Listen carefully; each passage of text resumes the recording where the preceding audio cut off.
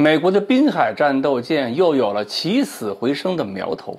不过，从出江湖之后，他们最好还是离中国远一点。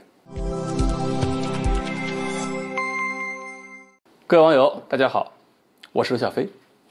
1月10日，美国海军学院网站上又有人讨论了滨海战斗舰，就是海军水面舰艇指挥官那个罗伊·基奇纳中将说，滨海战斗舰可能重新在海军找到自己的定位。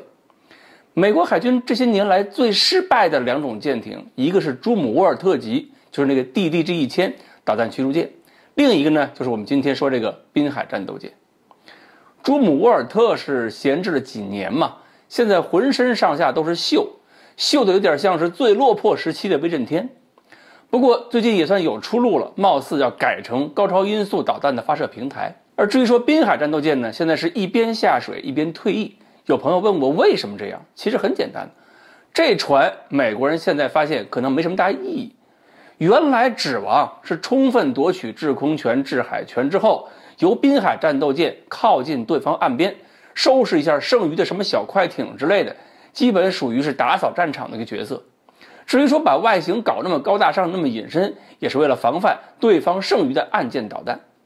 根据咱们解放军的计算模拟，一般主动雷达制导的反舰导弹面对高速航行的滨海战斗舰，命中率可以降低70%，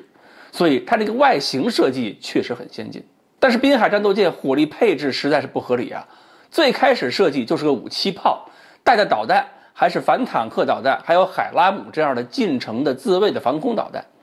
那么要是没有一个稳固的制空权、制海权保护，遇到对方有规模的空中打击，基本上生存能力也好不到哪儿去。而如果水面上遭遇对方的大型舰艇的话，我也试过，在美国出的那个战术模拟软件上尝试了一下，2艘滨海战斗舰对付一艘056，那5-7炮对抗7-6炮射程根本不够，结果模拟结果是2艘船被一艘056吃得干干净净，而且056丝毫未损。这船不好用，为什么要造？因为合同签了，这船就必须造，否则海军违约还得赔钱，而且弄不好船厂会有很多人失业。那海军赔钱是小事儿，船厂要是人才流失，厂子倒了，那就根本不可逆。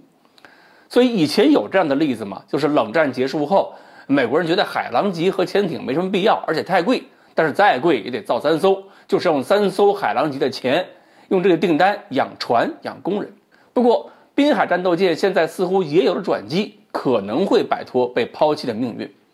路数呢跟朱姆沃尔特一样，就是换导弹，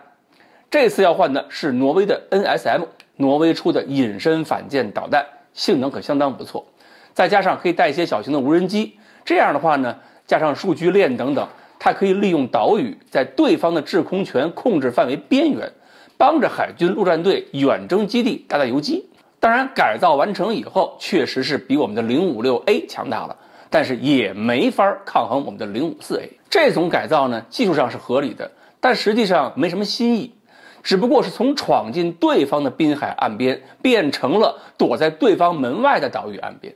仍然是伴随着美国海军制海制空权的收缩向后退。像这样的改造恐怕也体现了美国海军过去预判错误带来的窘境，一方面是过度低估了对手发展的速度，高估了自己的控制能力，导致了新船完全不能够符合新的战争需求。另一方面也说明美国海军在后续的造船能力上遇到了青黄不接的问题，驱逐舰只能指望在伯克3基础上再进行改改，造星座级新护卫舰的银子暂时还没有着落。中国一年17万吨舰艇下水，逼得美国人还不得不用老船延寿来死扛数量，那么要保证足够的数量，就不可能有足够的钱造新船，那就需要更多的滨海战斗舰重新改装之后重新上场。所以未来我们可能会在南海看到滨海战斗舰继续出来跑龙套。不过呢，再怎么跑龙套，也就是和平时期搞搞所谓的自由航行，跟我们对抗的话呢，它唯一的优势就是航速超过我们的舰艇，溜进来的时候和被我们轰出去的时候都跑得快。好，关于美军计划中滨海战斗舰改造之后可能发挥什么作用，今天呢我们就聊到这里，欢迎大家继续关注我们的栏目，我们下期再见。